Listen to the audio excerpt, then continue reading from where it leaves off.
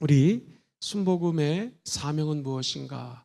순복음 교단이 믿고 있는 7가지 신앙이 있습니다. 오늘은 땅끝까지 전하는 신앙이라는 제목으로 말씀 나누겠습니다. 같이 제목을 읽어보실까요? 시작.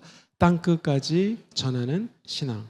우리 주님이 유언하실 때에 하늘과 땅의 모든 권세를 나에게 주셨으니 너희들은 가서 모든 족속으로 제자를 삼아라. 가서 제자 삼으라는 것이죠.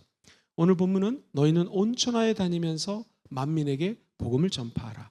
그리고 성부, 성자, 성령의 이름으로 침례를 베풀라고 말씀하셨는데 오늘 16절에는 믿고 예수 복음을 전했는데 침례를 받은 사람들은 구원을 얻을 것이요 믿지 않는 사람들은 정죄를 받으리라.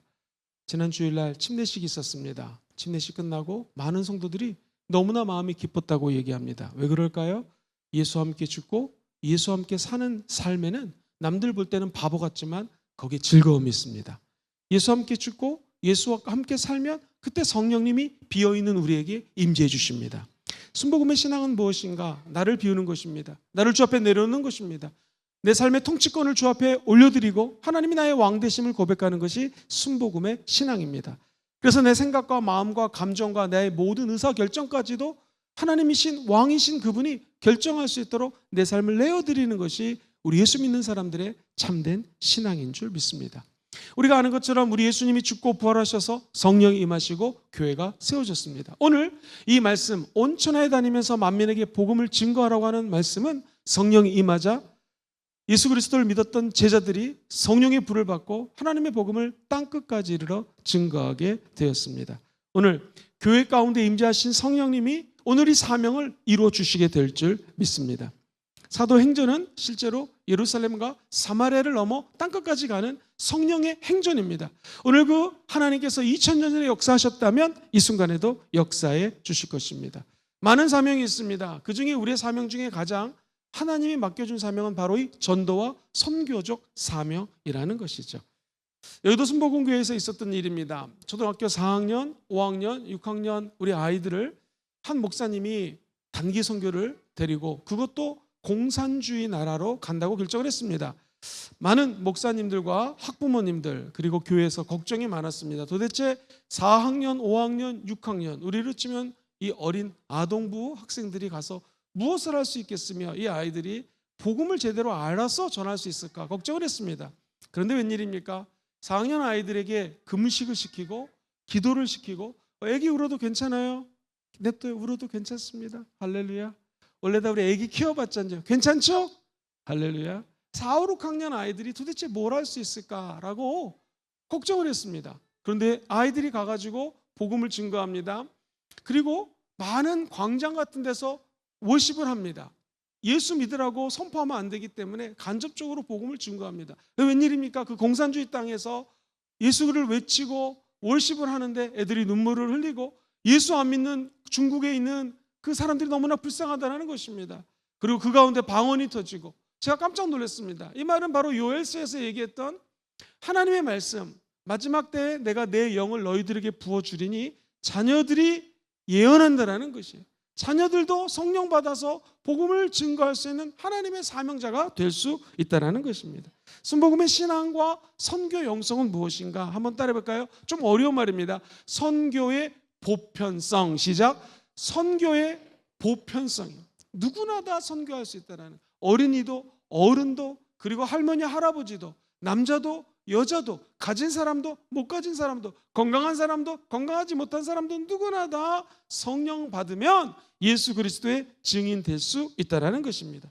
사도행전 2장 17절 말씀은 그 아까 얘기했던 요엘 선지자의 말씀을 인용해서 베드로가 성령 충만하자 이렇게 외치는 거예요. 하나님이 말씀하시기를 말세에 내가 내 영을 모든 육체에게 부어주리니 같이 읽어봅시다. 시작. 너희 자녀들은 예언할 것이요 너희 젊은이들은 환상을 보고 너희 늙은이들은 꿈을 남녀노소 상관없이 하나님의 종이 될 것이다. 그리고 그때 내가 내 영, 즉 하나님의 영을 한번 두 번째 줄부터 읽어보세요. 시작. 내 남종과 여종들에게 부어주리니 그들은 예언할 것이요 남자만 임하는 게 아닙니다. 전도사님 목사님만 임하는 게 아닙니다. 여자들에게도 임하고 사모하는 모든 사람들에게 성령이 임합니다. 오늘 저와 여러분들이 사모만 하면 성령님이 임합니다.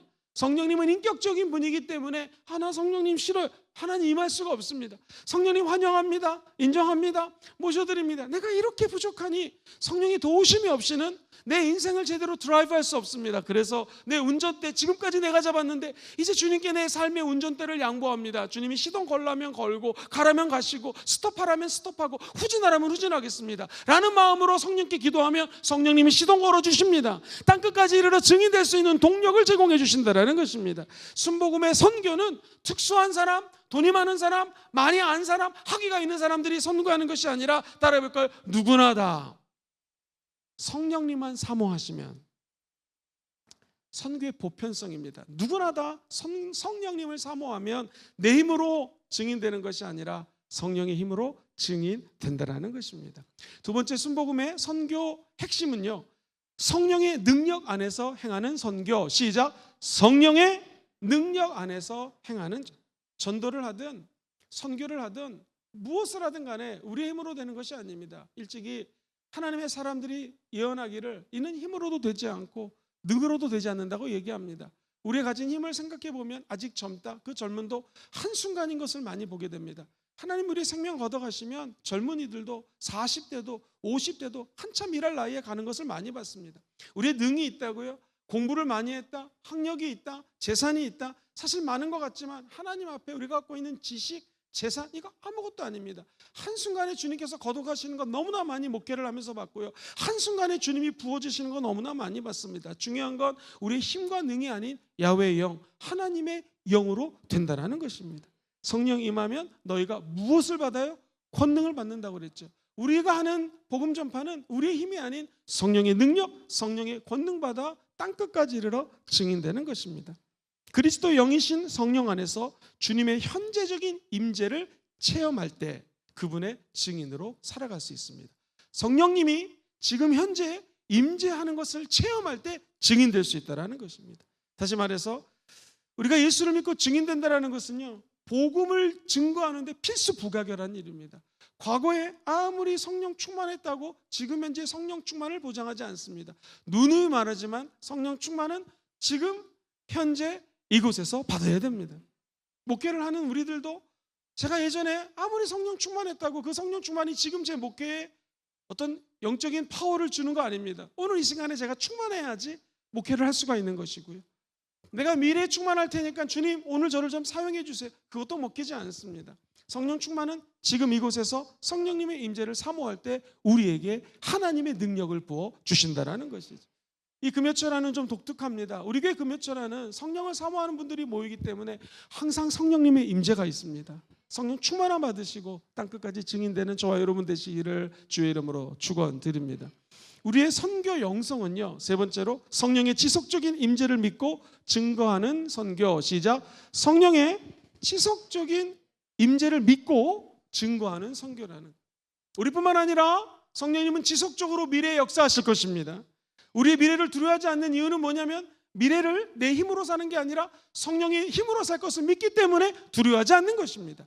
세상에서는 너희가 환난을 당하나 뭐라고 그랬어요? 담대하라, 내가 세상을 이겼노라. 여기 있는 모든 사람들이 환난을 사실 예수 믿어도 당합니다. 어려움이 있습니다.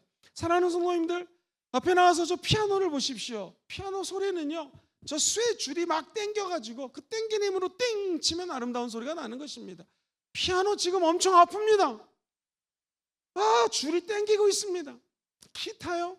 기타에 대해서 제가 조금 아는데요, 기타는 넥이라고 해서 목이 부분이 있습니다. 그리고 기타 머리, 영어로는 헤드라고 그러죠. 머리에다가 줄을 잡아맵니다. 그럼 기타도 사실 당기는 힘으로 소리를 내기 때문에 기타 입장에서는 무지 아픕니다. 그런데 비싼 기타, 안 비싼 기타를 어떻게 구분하냐면 바디, 몸통입니다. 이 몸통을요, 나무를 합판으로 깔면 쌉니다. 근데 통나무를 깔거나 말리고 다시 적시고 또 말리고 이런 나무가 있습니다. 굉장히 비싸요. 그것을 닦아서 그 합판이 아닌 통나무를 가지고 기타를 만들면요, 첫째 소리가 우아합니다. 둘째, 이 기타는요, 처음 산 기타와는 틀리 자꾸 치면 칠수록 소리가 그 나무의 역할이 크기 때문에 엄청 점점 좋아집니다. 그래서 그 나무의 바디만 200만 원, 300만 원, 400만 원은 기타가 있습니다. 바이올린도 마찬가지입니다. 그런데 보십시오, 기타가 기타 되기 위해서는요, 그 비싼 나무에 갖다가 구멍을 뚫어야 됩니다. 그래야지 그 기타는 소리를 낼 수가 있는 것이죠. 기타에게도 아픔이 있습니다. 아프면 아플수록 기타는 아름다운 소리를 내는 것입니다. 바이올린도 마찬가지입니다. 바이올린의 중간에 구멍이 나 있어야지 아름다운 소리를 낼 수가 있는 것입니다. 사랑하는 성도님들, 고통이 있습니다. 고난이 있습니다. 우리 인생에도 구멍이 있습니다. 당기는 것이 있습니다. 힘드는 일이 있습니다. 그러나 그때 하나님께 집중하면 하나님이 저와 여러분들을 도와주신다라는 것입니다. 누구나 다 예수를 믿는다고 해서 매일 축복만 떨어지는 것이 아닙니다. 고난이 있습니다. 고통이 있습니다. 그럼에도 불구하고 우리 인생이 장차에 다가올 하나님의 영광을 바라보며 이 길을 걸어가는 것입니다. 현재 고난은 장차에 다가올 영광과 쫓기 비교할 가치가 없습니다. 왜? 하나님의 영광이 너무나 크기 때문에 우리는 성령의 능력을 지속적으로 사모하면서 달려가는 존재들이라는 것입니다. 그러고 보니까요, 호른 같은 악기도요, 꼬였지 않습니까? 거기다 바람을 불고 부으면 그 꼬인 악기를 통하여 아름다운 소리가 일파만파 전파되는 것이죠. 우리에게 아픔이 있습니까? 환난이 있습니까? 고난이 있습니까? 그렇다면 저와 여러분들의 미래도 성령이 역사해 주신다는 것이죠. 그래서 우리는 환난 중에서도 즐거워하나니 환난은 인내는 연단은 소망을 이루려는 하나님의 계획을 믿고 달려가는 사람입니다. 그러면 우리가 체험하는 이 성령님이 우리로 끝나는 것이 아니라 다음 세대까지 지속적으로 전파되게 될 줄 믿습니다. 성경책을 가만히 들어보면 하나님은 언제나 하나님의 시대에 하나님의 사람을 사용하셨습니다. 하나님이 세상을 창조할 때 하나님의 사람을 창조하고 싶었습니다. 아담을 창조했습니다. 그리고 홀로 사는 것이 너무나 하나님 눈에 보이기에 좋지가 않아서 하와를 창조하셨습니다. 그리고 하나님이 한 사람을 불러서 하나님의 나라를 세우고자 아브라함이라고 하는 사람을 불러서 택하십니다. 그리고 말씀하십니다. 본토 친척 아비 집을 떠나라. 내가 명령하는 곳으로 가라. 그의 아버지와 함께 하란이라는 곳에 도착했습니다. 아는 것처럼 아버지는 그곳에서 그냥 죽습니다. 그런데 믿음의 사람 아브라함은 하나님이 명령하는 적과 꿀이 흐르는 가나안 땅까지 진군해서 들어갑니다. 사랑하는 성도님들, 우리가 하나님으로부터 받은 사명이 있습니다. 우리 예수 믿는 사람들은 하나님이 저와 여러분들에게 그냥 보낸 존재가 아니라 이 땅에서 시킬 일이 있어서 보냈다라는 것이죠. 아브라함의 시대도 지나갑니다. 그러자 하나님께서는 아브라함의 하나님, 이삭의 하나님, 야곱의 하나님, 그리고 그 아들 요셉을 통하여 하나님의 시대에 하나님의 사람을 통하여 하나님의 일을 행하십니다. 요셉을 통하여 70명의 애굽 사람들에게 70명이라는 가족을 부르게 되었고요. 나중에 그 70명이 거기서 크고 커져 장정만 60만 명. 늘 말씀드리지만 아내가 한 명만 있어도 120만 명, 자녀가 둘만 있어도 240만 명. 학자들의 공통적인 견해는 300만 이상이 엄청나게 부흥이 돼가지고 이스라엘 백성들이 출애굽합니다. 하나님은 광야에서 고생을 시키기 위해서 출애굽시킨 것이 아니라 모세라고 하는 한 사람이 하나님의 백성을 부르고자 할 때 거기 있었습니다. 오늘 잃어버린 영혼들을 구원할 때 하나님께서는 한 사람을 찾고 있습니다. 오늘 저와 여러분들을 찾으셔서 부르시고 잃어버린 영혼들을 하나님의 나라로 옮기는 역사가 임하게 될 줄 믿습니다. 하나님이 사람을 찾을 때 한 사람, 모세가 거기에 있었습니다. 모세를 통하여 하나님의 시대에 하나님은 홍해바다를 건너게 하셨습니다. 인생의 광야에 도착했습니다. 그때 모세가 광야를 건너 여호수아와 같이 원래는 요단강을 건너고 우리가 잘 아는 적과 꿀이 흐르는 가나안 땅까지 진군할 줄 알았습니다. 근데 웬일입니까? 모세는 그렇게 하지 못했습니다. 하나님의 사람 여호수아를 부르시고 사용하셔서 가나안 땅에 들어가게 도와주셨습니다. 사랑하는 성도님들, 하나님의 때에 하나님은 하나님의 사람을 찾아서 쓰신다라는 것입니다. 모세도 죽습니다. 여호수아도 죽습니다. 하나님은 이제 다윗을 부르십니다. 그리고 엘리야를 부릅니다. 엘리야가 죽자 엘리사를 부릅니다. 다니엘을 부릅니다. 이제 예수님의 시대가 도래했습니다. 한 사람, 예수 믿는 한 사람, 예수님이 베드로를 부릅니다. 그 한 사람, 예수님이 12제자를 뽑습니다. 그 12제자라는 한 사람. 그리고 12제자가 예수님이 승천하시고 난 다음에 오늘 성령을 받아서 복음을 증거합니다. 진짜 그 주의 복음을 땅끝까지 이르러 증거하기 시작합니다. 사도 바울이 나타납니다. 바울도 죽습니다. 하나님은 이제 어거스틴이라고 하는 사람을 뽑아서 사용하기 시작합니다. 어거스틴도 죽습니다. 이 복음이 황폐해지고 사람들이 죄를 지면 종이 한 장만 사면 죄 사함 받는다는 면죄부같이 이 종교가 타락하기 시작합니다. 그때 하나님은 또 루터라고 하는 사람을 사용하십니다. 쯔빙글리를 사용하십니다. 칼빈을 사용하십니다. 제침네파를 또 사용하십니다. 모라비안 교도들을 사용하십니다. 젠젤더프라고 하는 하나님의 백작을 하나님이 사용하셔서 기도의 사람으로 쓰십니다. 그리고 하나님은 존 웨슬리라고 하는 사람을 또 쓰십니다. 인류 역사를 가만히 돌이켜보면 한 사람이었습니다. 허드슨 테일러라고 하는 한 사람을 썼습니다. 저는 저와 여러분들이 미래를 걱정하지 말아야 될 것은 역사를 돌이켜보면 하나님의 때에 하나님이 알아서 하나님의 사람을 부르시고 하나님의 사람을 사용하는 것입니다. 2024년도 이때에 하나님이 저와 여러분을 필요해서 이곳으로 불러주신 줄 믿습니다. 조국 대한민국이 황폐해져가고 6.25 전쟁이 끝나고 이 땅이 너무나 어려웠습니다. 그때는 저도 태어나지 않았을 때입니다. 너무너무 힘들었다고 합니다. 하나님은 무너진 이 재단들, 무너진 황폐한 이 나라를 돕기 위해서 1936년 2월 14일 날 조윤김 목사님이라고 하는 사람을 태어나게 하셨습니다. 언양에서 태어났습니다. 아주 가깝습니다. 그리고 그가 17세에 폐병에 걸립니다. 누나 친구가 복음을 증거할 때 예수를 믿습니다. 그때 하나님은 이 황폐해진 나라의 민족 복음화를 위하여 한 사람을 부르십니다. 그리고 세계 성령운동을 일으키는 위대한 하나님의 사람으로 쓰시는 것이죠. 오늘 하나님께서 세계 선교 너무나 어렵게 들립니다. 너무나 위대하게 들립니다. 그러나 잊지 마십시오. 하나님은 우리의 미래를 위해서 저와 여러분들을 택하시고 부르셨습니다. 그리고 오늘 성령의 능력을 부어주십니다. 우리를 땅끝까지로 증인될 수 있도록 만들어주시고 역사하시고 점진적인 힘을 점점 주시는 분은 우리 하나님이시라는 것 기억하시기를 주의 이름으로 축원드립니다. 도대체 미래 세대의 주인공은 누가 될까요? 명확관화합니다. 성령 충만한 하나님의 사람이 미래 시대의 주역이 될 것입니다. 미래 시대에 도대체 어떤 사람이 세상 말로 잘 나갈까요? 파도가 치거든요.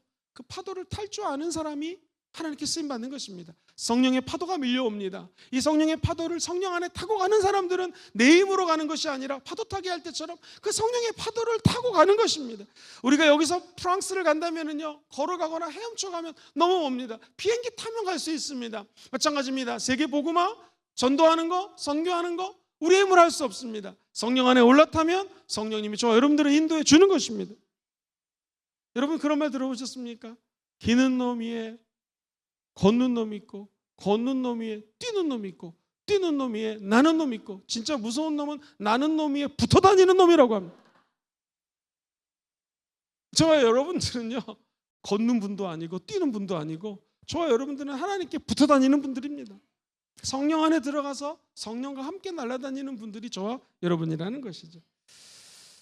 하나님의 시대를 분별할 수 있는 통찰력, 우리나라 자동차도 안 다녔는데 하나님의 사람이 이 나라에 와가지고 앞으로 이 나라는 부흥될 것이라고 주차장도 없는 교회를 향하여 엄청나게 잘 살게 될 것이라고 예언했던 것처럼 앞으로 미래는요 사실 아무도 모릅니다. 그런데 성령이 임하면 자녀들이 예언할 것이고 아비들이 꿈을 꾼다고 그랬는데요, 분명한 거 하나는요, 변화의 속도가 엄청나게 빠릅니다.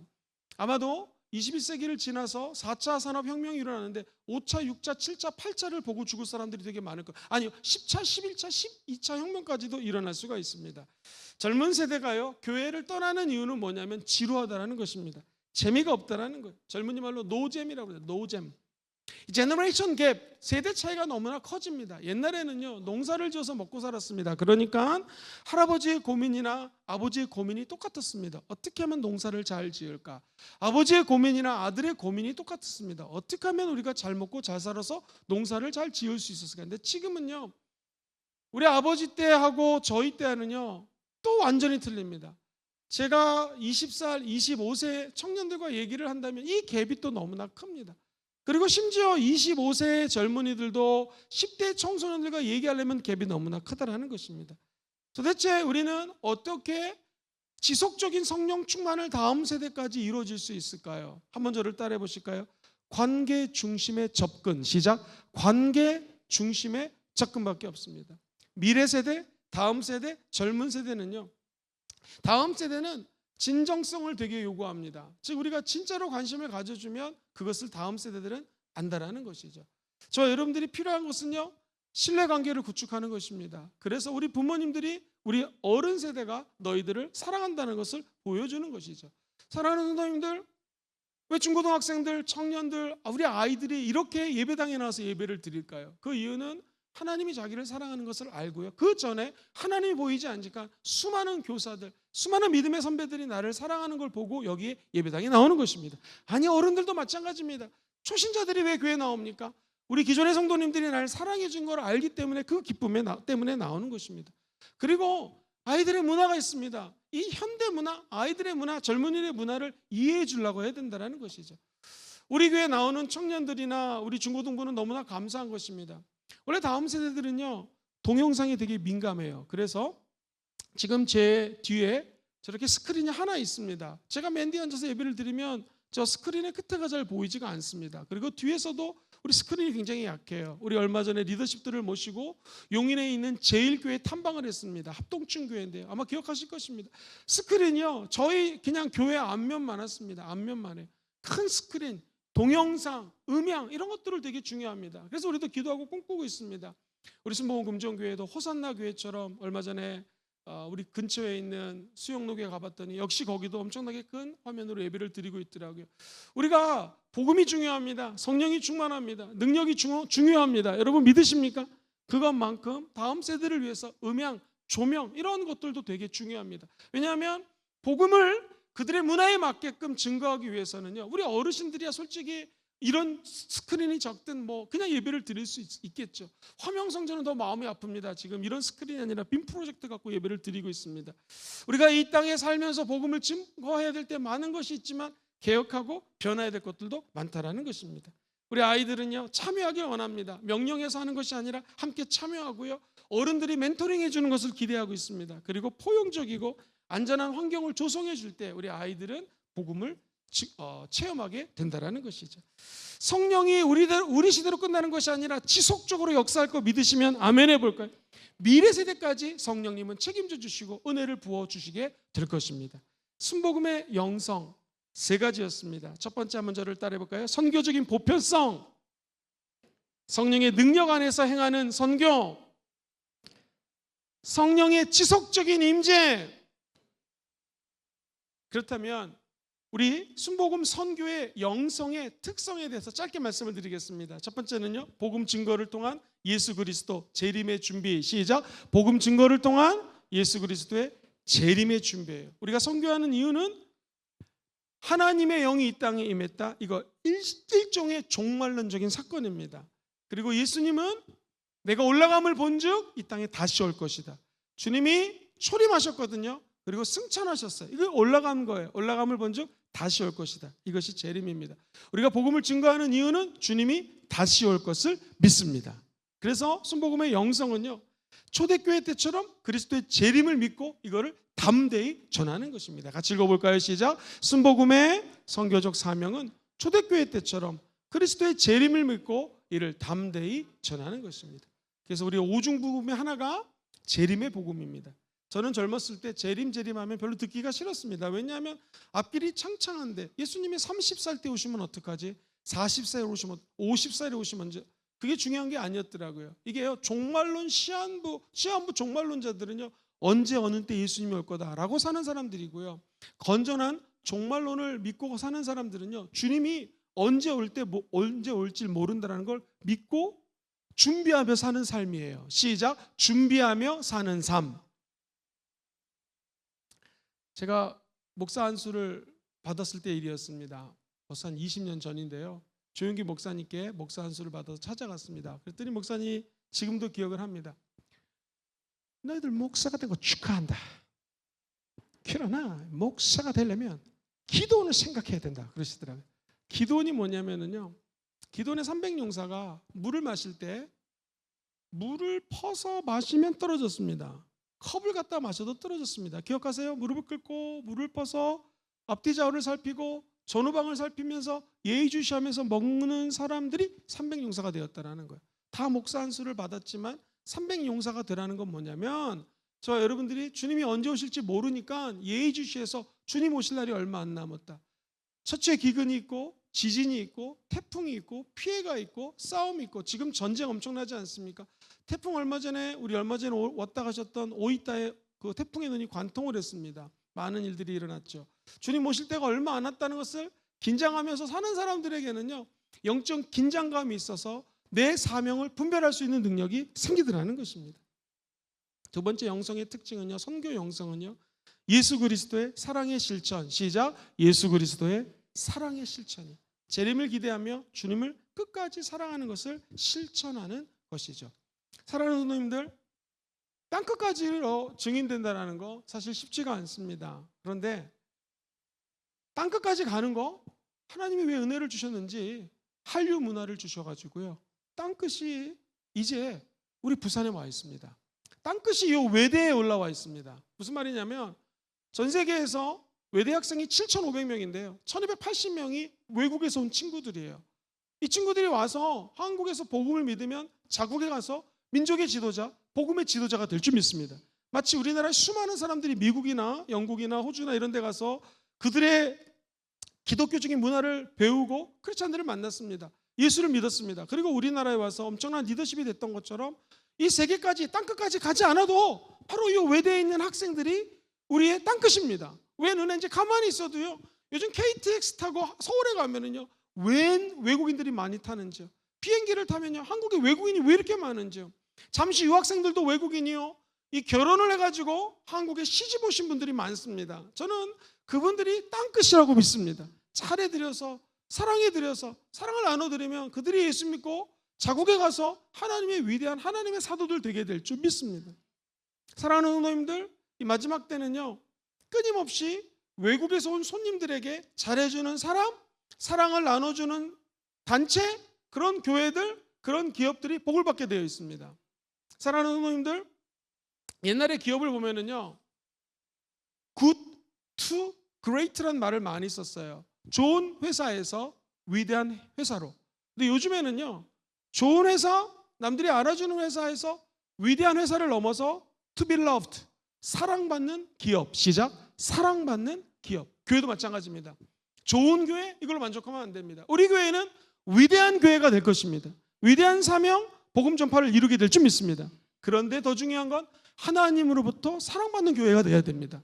그거 외에는 다른 것은 중요하지 않습니다. 그리고 이웃, 우리 교회 주변에 있는 교회를 사람들로부터 사랑받는 교회가 되어야 된다는 것이죠. 이런 교회는 오래 하나님의 은혜 가운데 오래오래 지속성을 가질 수 있다는 거예요.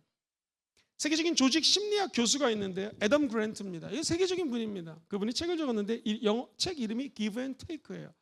재밌습니다. 주는 것보다 더 많은 이익을 챙기려는 테이커, 받아가는 사람들이에요. 그 받는 만큼만 준다는 매처, 이거는 내가 1을 받았으니 1을 주겠다라는 거예요. 그런데 그 다음부터 읽어볼까요? 시작. 자신의 이익보다 다른 사람을 먼저 생각하는 기버가 더 성공할 가능성이 높다. 이 똑같은 말입니다. 좋은 교회에서 위대한 교회로 되는 거 쉽습니다. 그런데 하나님과 사람들에게 사랑받는 교회 되는 거 어렵습니다. 그러려면 내가 좀 우리에게 줘, 이런 교회가 아닙니다. 저와 여러분들이 받았기 때문에 주는 게 아니라 자꾸 나눠주다 보면 더 좋은 일이 일어나게 될 줄 믿습니다. 지난 월요일 날 목사님들이 우리 교회 파킹장 주차장에 처음으로 와서 한 20대가 파킹을 하고 월화 수련회를 갔습니다. 그러니까 몇 대는 파킹해놓고 봉고차들로 경상남도에 있는 순복음교회 목사님들 50명이 와가지고 수련을 떠났어요. 가만히 생각해 보니까 이분들에게 점심 대접했는데 덥잖아요. 그래서 우리 교회 카페에서 아이스 커피를 대접하겠다 싶어서 식사하시고 교회에서 아이스 커피를 드리겠습니다. 그랬더니 목사님들 이제 다 와서 봉사해 주시는 우리 장로님 또 집사님이 와서 맛있게 커피를 해 주셨어요. 목사님 들으면서 이 교회는 카페가 있는데 돈을 안 받느냐는 거예요. 우리는 무료입니다. 너무나 놀라는 거예요. 자기 교회들은 1,000원씩 받고 2,000원씩 받는다라는 거예요. 그래서 이렇게 얘기했습니다. 우리 교회는 주는 교회입니다.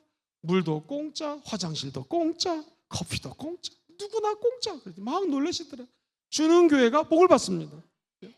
이 하나님의 복음도 마찬가지입니다. 예수 그리스도의 십자가 사랑을 증거할 때 하나님의 복을 받게 되는 것이죠.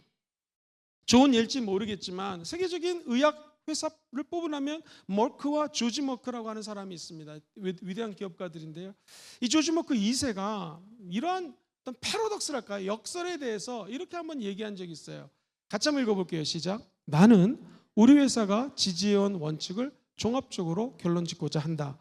우리는 의약품이 환자를 위한 것임을 그리고 인간을 위한 것임을 잊지 않으려고 노력한다라는 것입니다. 무슨 말입니까?